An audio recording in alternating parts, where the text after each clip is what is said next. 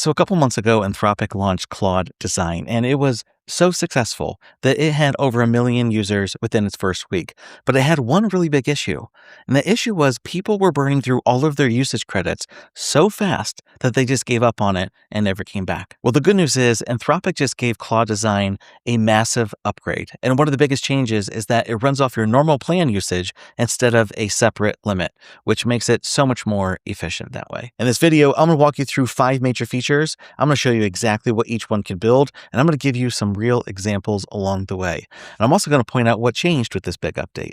And at the end, you're going to have watched an entire brand come together, and you're going to know exactly how to use this yourself, which honestly puts you ahead of almost everybody else that's out there. So let's get started. So first, where do you even find Claude Design? Well, really, there's 2 different ways. One, you can go on the web, which is claude.ai/design. That's going to open up the design studio for you. Or if you have the Claude app, there is a design button that is right on the sidebar here down at the bottom. And when you click it, it's going to open up Claude Design. Now, a quick heads up here, it's still in beta, so you do need at least a paid plan, and that could be Pro, Max, Team, or Enterprise. Now, everything you need is right here at the top, which is good, but we do need to talk about the most important thing inside of Claude Design, and that is design systems. Design systems is your saved brand. It's your colors, it's your fonts, it's your logo. Good news is you only have to set this up one time. And if you don't have a brand yet, well, don't worry, because Claude can build one for you. Matter of fact, I put that prompt plus my full prompt library for free inside of the description. So go ahead and check that out after this video. Now, you don't want to skip setting up the design system. I'm telling you, it's really important. First of all, it only takes about 5 minutes to do, and it makes everything that you create look consistent and professional. So it's the first thing that you should set up. Now, over here on the right, you get to pick the model that you want to use. I usually always keep mine at Opus 4.8, although Fable 5 is out now. So if you want a little bit more power, go ahead and select that. Then in the middle row here, you see a set of templates. So this is what we're going to do. I picked my brand, I picked my model, and we're going to start with feature number 1, which is prototype. Okay, so from here on out, every single thing that I build is for a fictional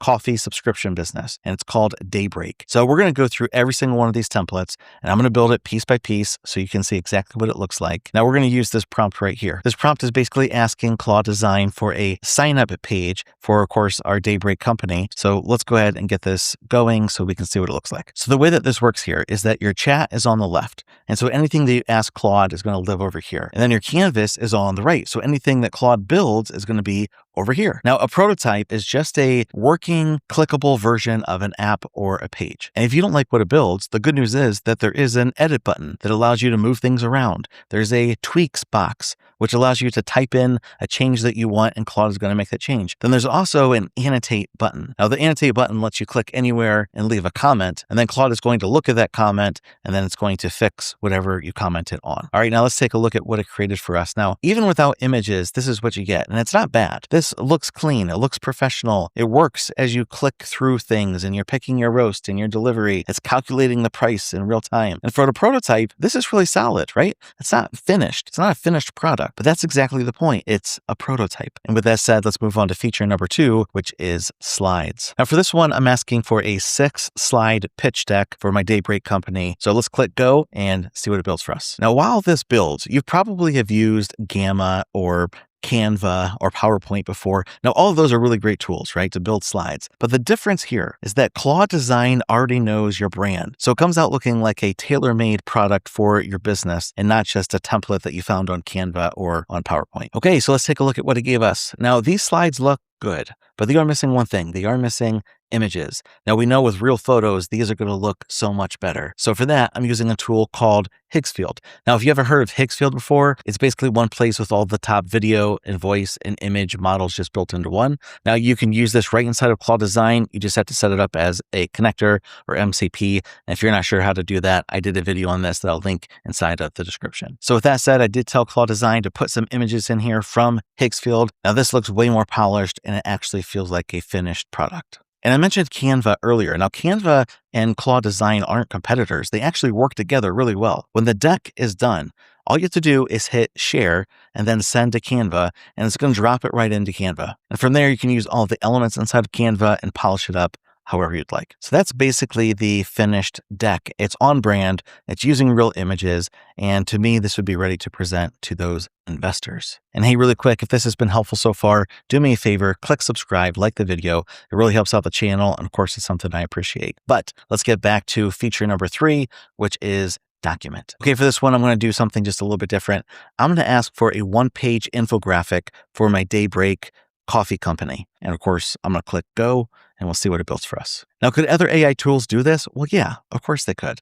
But Claude Design was made for this. And that's because Claude is writing this. Claude is designing this. It's all the same place. It already knows your brand. It's pulling in real images from Higgsfield. And because of this, everything comes out matching your brand. It's built around your business. It doesn't look generic. So let's take a look at how this turned out here.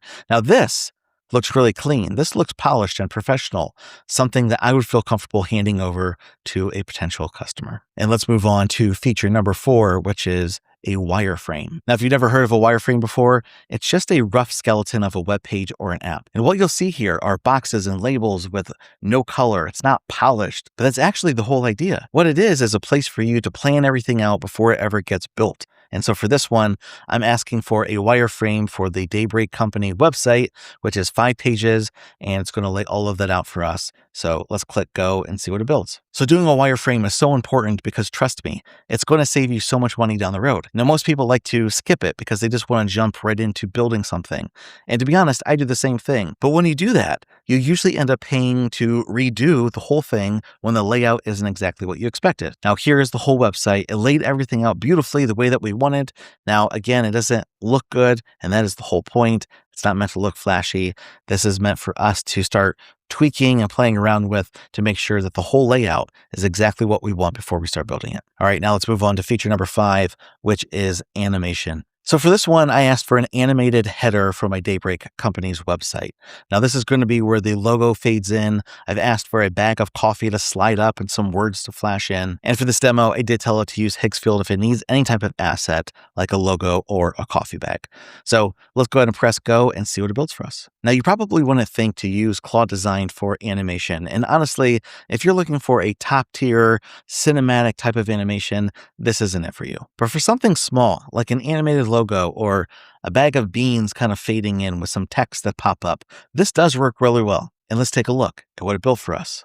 Okay, I think this looks pretty good, right? This is something that we could drop right into our website or just tell Claude Code to drop it in there for us.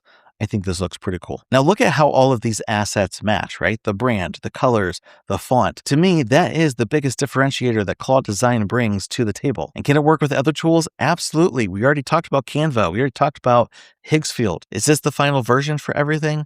Probably not. We're going to use Claude Code to build everything out. It's going to take that wireframe to build out a full website for us. But what this does right here is it gives us matching assets. It looked like it came from a real company instead of a bunch of random AI tools that are out there. And that is the difference. Now, some of these you can use already, like the flyer that we created.